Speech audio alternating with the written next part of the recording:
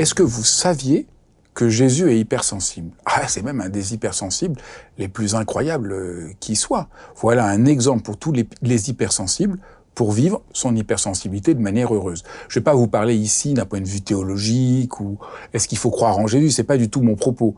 Mais Jésus, ce qu'on peut voir dans les évangiles comme exemple de vie, voilà ce dont je vais vous parler en vous donnant les 3 leçons que j'ai retirées de son histoire pour ma propre vie, en espérant que ça puisse vous aider aussi pour la vôtre. Alors la première chose qui me frappe chez Jésus, c'est qu'il a beaucoup de mal à supporter la dureté, la violence. Même quand elle se présente sous le visage des puissants qui ont raison, il est comme habité, brûlé par le sens que non, c'est pas complètement juste et qu'on va trop loin.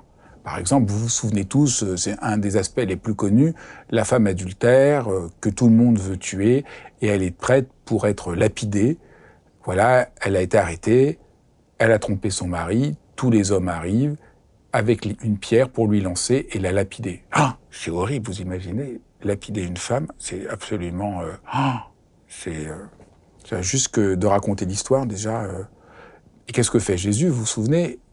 Et là, il est dans une situation très difficile parce que est-ce qu'il va prendre sa défense? Mais alors, elle a quand même outrepassé la loi. Et donc, il a cette phrase absolument inouïe que celui qui n'a jamais péché lui jette la première pierre. Et chaque personne regardant dans son cœur s'en va sans lui jeter de pierre. Elle est ainsi sauvée d'une mort atroce. Et il lui dit « Va et ne pêche plus. » Et ne fait plus d'erreur. Et ne fait plus de mal, au fond, on pourrait dire. Va et ne fait plus de mal. Au fond, ce que fait Jésus, c'est à tous ces hommes qui croient qu'ils sont au-dessus, et qui sont au-dessus d'un autre être humain, et qu'au nom d'être au-dessus, ils peuvent le juger, le mépriser et même le mettre à mort. Jésus, en leur disant que celui qui n'a jamais péché leur jette la première pierre, les ramène au même niveau, leur montre qu'ils sont tous des êtres humains. Et je crois que ça, c'est vraiment une des grandes leçons de l'hypersensibilité. Et je trouve que cet exemple est tellement éclairant pour un hypersensible, parce qu'au fond, tout hypersensible a tellement de mal à supporter la violence, la méchanceté, l'injustice, et surtout ce côté-là très écrasant de tous les gens qui savent, qui vous écrasent de leur savoir, et qui font en réalité beaucoup de mal. Et je trouve que la leçon que je retiens de cet exemple de Jésus, si j'ose dire, c'est c'est bien. C'est pas confortable tous les jours d'être comme ça, travaillé, traversé, blessé par la souffrance des autres, mais il y a quelque chose là d'extraordinaire, de beau et de digne, et il faut trouver des manières de réussir à faire passer ce message d'harmonie. Et là, il y a donc première leçon, votre sentiment brûlant de ce qui n'est pas juste, c'est votre propre dignité. Si vous le sentez, n'y renoncez pas. Et deuxième leçon, extrêmement précieuse, c'est il suffit pas de dire, parce que vous êtes hypersensible, ah non, là c'est pas juste, laissez cette femme adultère.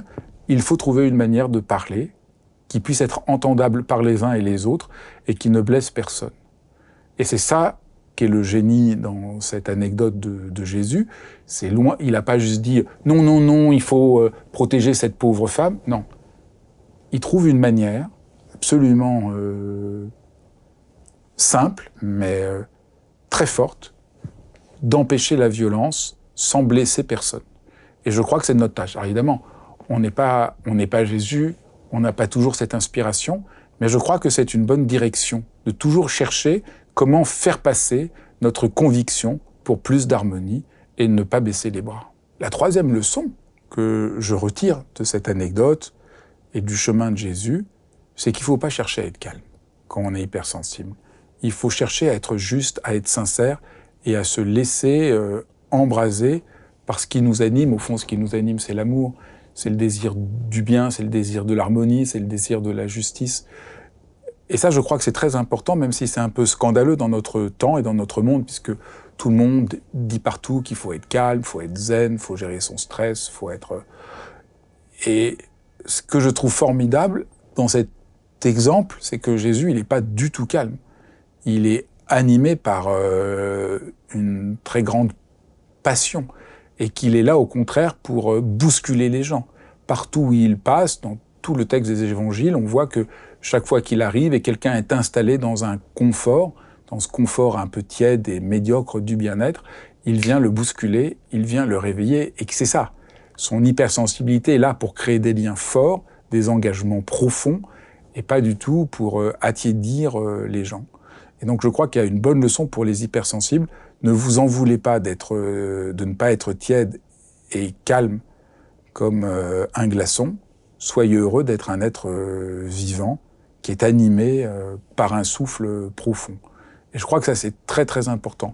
Moi, en tant qu'hypersensible, pendant des années, je pensais que j'avais un problème, que peut-être je devrais aller voir un thérapeute parce que j'étais embrasé par tellement de choses, je supportais tellement mal certaines formes d'injustice que je me disais peut-être que j'ai un problème.